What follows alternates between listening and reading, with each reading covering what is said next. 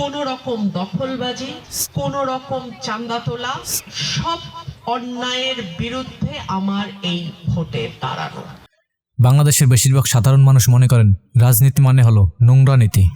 অনেক ক্ষেত্রে দেখা যায় রাজনীতিকে জনসেবার বদলে ব্যক্তিগত সম্পদ অর্জনের হাতিয়ার হিসেবে ব্যবহার করা হয়। টেন্ডারবাজি, চাঁদাবাজি এবং নিয়োগ বাণিজ্যের সাথে যখন রাজনৈতিক পরিচয়ে যোগসূত্র পাওয়া যায় তখন একে নোংরা মনে করাটাই স্বাভাবিক।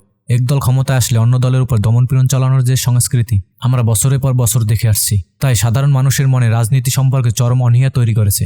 নোংরা রাজনীতি থেকে পরিত্রাণের উপায় হলো সৎ ও আদর্শবান যোগ্য নেতৃত্ব এবং রাজনীতি। যখন প্রত্যেক দলের নেতাকর্মীরা জনকল্যাণের জন্য কাজ করবে তখন আর একে কেউ নোংরা নীতি বলবে না। এদিকে বিএনপির আন্তর্জাতিক বিষয়ক সহ সম্পাদক বর্তমানে বহিষ্কৃত ব্যারিস্টার রুমিন ফারহানা নির্বাচনী প্রচারণায় এমন সব কথা বলেছেন যা শুনলে আপনিও আটকে উঠবেন।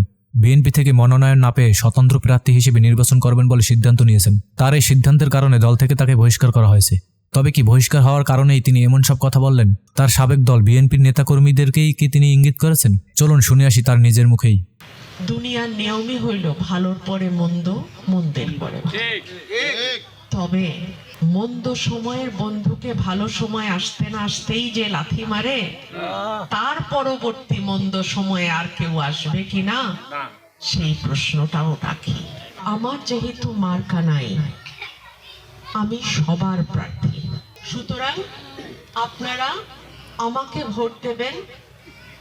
চাঁদাবাজি, মামলাবাজি, মামলা বাণিজ্য, জমি দখল, দোকান দখল, ব্যবসা দখল, এই সব কিছুকে না বলার জন্য।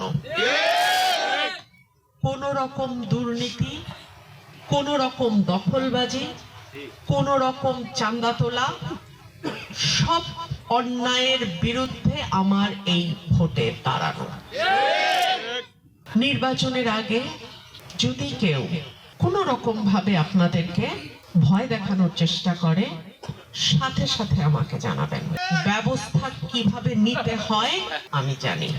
আগামী নির্বাচনে শেষ মুহূর্ত পর্যন্ত ভোট কেন্দ্রের পাহারায় আপনারা থাকবেন।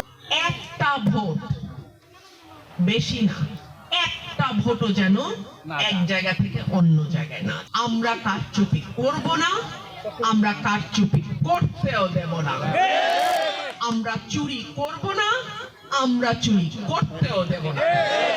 আমি আজ থেকে 14 মাস আগে সাবধান করেছিলাম চাঁদাবাজির ফল ভালো হবে না। বলে দিয়েছিলাম মানুষ কিন্তু এটাকে ভালোভাবে নিচ্ছে না। ভোট হোক, রেজাল্টে আপনারা দেখবেন।